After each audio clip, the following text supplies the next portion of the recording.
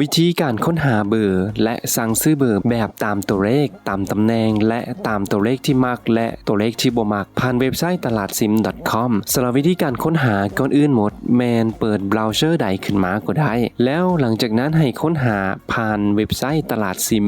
.com ก็จะขึ้นหน้าตาเว็บไซต์ของเพิ่นขึ้นมาแบบนี้สำหรับการค้นหาแมนสามารถค้นหาเบอร์ตามใจได้เลยหรือสามารถกำหนดเบอร์ได้ตามใจเลยสำหรับวิธีการค้นหาแมนสามารถค้นหาตัวเลขตามใจได้หรือใส่ตัวเลขที่ต้องการบนนี้ตัวอย่างแอดจะใส่ตัวเลขที่แอดต้องการแมน7999แล้วกดที่ค้นหาอยู่บนนี้หลังจากนั้นระบบก็จะแสดงเบอร์ที่ต้องการขึ้นมา8ตัวเลขตามตัวเลขที่ต้องการบนนี้เป็นประเภทเบอร์งามหรือว่าเป็นเบอร์มงคลเป็นเบอร์เน็ตหรือว่าเบอร์โทรและแสดงราคาบนนี้พร้อมกับผลบวกรวมของ8ตัวเลขและถ้าต้องการสั่งซื้อแมนสามารถสั่งซื้อได้บนนี้เลยสามารถโทรหรือทักหา WhatsApp Line และ Messenger ก็ได้ในกรณีระบบบ่แสดงหยังนั่นหมายความว่าตัวเลขที่เราต้องการแม่นบ่มีในระบบแต่ว่าแอดจะยังบ่ทันได้กดสั่งซื้อเทื่อเดี๋ยวแอดจะมาแนะนำวิธีการซอกหาเบอร์ตามตำแหน่งที่ต้องการสำหรับตามตำแหน่งที่ต้องการห้องนี้แม่นสามารถกำหนดตัวเลขเป็น020หรือว่า030ได้ตัวอย่างแอดจะเลือกเป็น020ส่วนบนห้องนี้นั่นหมายถึงตำแหน่งที่ต้องการตัวอย่างแอดต้องการเลข5ในตำแหน่งที่3 4 5ส่วนหมวดหมู่สามารถกำหนดเป็นเบอร์มงคลหรือว่าเบอร์งามได้หรือเอาตามระบบแนะนำก็คือเลือกทั้งหมดได้เลยเครือข่ายก็สามารถกำหนดได้จะมี Unitel Route Telecom T-Plus ETL และ Base Telecom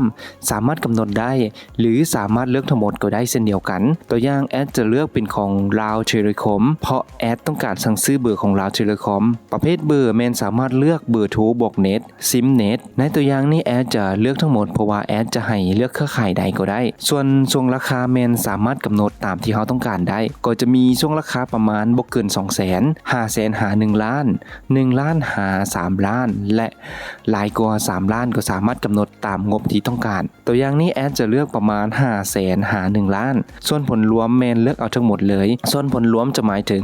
เอาผลบวกของ8ตัวเลขมาบวกกันหรือถ้าหากว่าใครต้องการผลรวมเท่าใดก็สามารถกำหนดได้เช่นเดียวกัน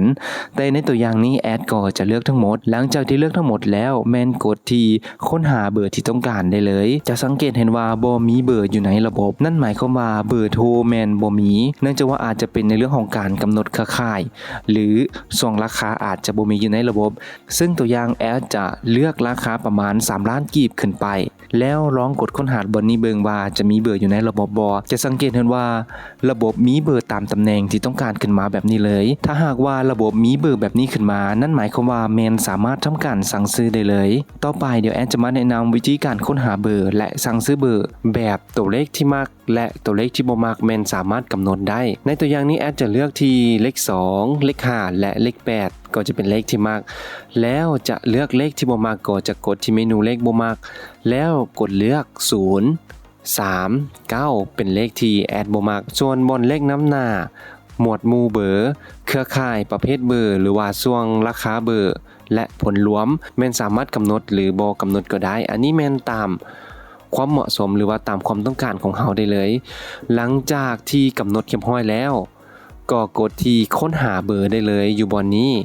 จะสังเกตเห็นเบอร์รวมขึ้นมาระบบจะค้นหาให้แบบนี้เลยจะสังเกตเห็นเบอร์มีแต่เฉพาะเบอร์ที่มักขึ้นมาส่วนเบอร์ที่บ่มักก็จะบ่ปรากฏขึ้นมาแล้วหลังจากนั้นก็สามารถเลื่อนลงเพื่อทำการค้นหาเบอร์ที่ต้องการสั่งซื้อหลังจากที่เห็นเบอร์ที่ต้องการสั่งซื้อแล้วก็สามารถทำการสั่งซื้อโดยการกดใส่บนนี้ก็จะมีช่องทางการติดต่อสามารถโทรหาหรือว่าสั่งซื้อผ่าน WhatsApp Line หรือ Messenger ได้แนะนำแมนให้สั่งซื้อผ่าน WhatsApp หลังจากที่กดสั่งซื้อผ่าน WhatsApp แล้วระบบก็จะดึงข้อมูลขึ้นมาแบบนี้เลยก็จะมีเบอร์ที่ต้องการสั่งซื้อเป็นประเภทเบอร์มงคลหรือว่าเป็นเบอร์งามและเป็นเบอร์โทรหรือว่าเบอร์เน็ตระบบก็จะดึงข้อมูลขึ้นมาแบบนี้เลยเบอร์ที่ต้องการสั่งซื้อราคาและเป็นกลุ่มเบอร์งามหรือว่าเป็นเบอร์มงคลถ้าต้องการสั่งซื้อแม่นสามารถส่งและทำการสั่งซื้อนำพนักงานเพิ่นได้เลยซึ่งตลาดซิม .com เพิ่นห้องรับการชำระเงินผ่านทุกธนาคารและก็มีเก็บปลายทางพร้อมสำหรับวิธีการค้นหาเบอร์และสั่งซื้อเบ เบอร์แบบตามตัวเลขตามตำแหน่งที่ต้องการและเลขที่มากหรือเลขที่บ่มากก็จะมีประมาณนี้